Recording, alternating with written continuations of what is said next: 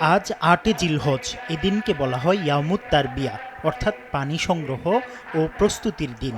এই দিনটিতে হজ যাত্রীরা মক্কা থেকে মিনায় এসে অবস্থান করেন। নবীজির সুন্নত অনুসারে আজকের দিন মিনায় অবস্থান করে ৫ ওয়াক্ত নামাজ আদায় করা এবং রাত যাপন করা হজের অন্যতম সুন্নাহ।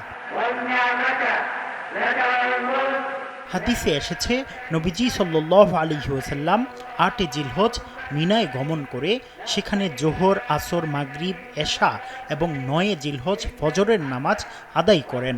এরপর আরাফার উদ্দেশ্যে রওনা হন। মিনা মূলত একটি উপত্যকা, যেখানে লাখো তাঁবুতে হাজিরা অবস্থান করেন। শৃঙ্খলা, ধৈর্য এবং ইবাদতের চর্চা দেখা যায় এখানে।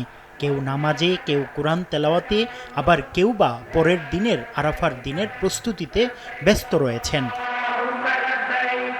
মিনায় অবস্থান শুধু একটি রাত কাটানো নয়, এটি রুহানি যাত্রার সূচনা ও আত্মশুদ্ধির প্রস্তুতি পর্ব। নবীজির ভাষ্যমতে হজ হল ইবাদত, নিয়ম, ধৈর্য ও নিয়তের সম্মিলন, আর মিনার রাত হল তার সূচনা। মুফতি আব্দুল্লাহ তামিম, সময় সংবাদ।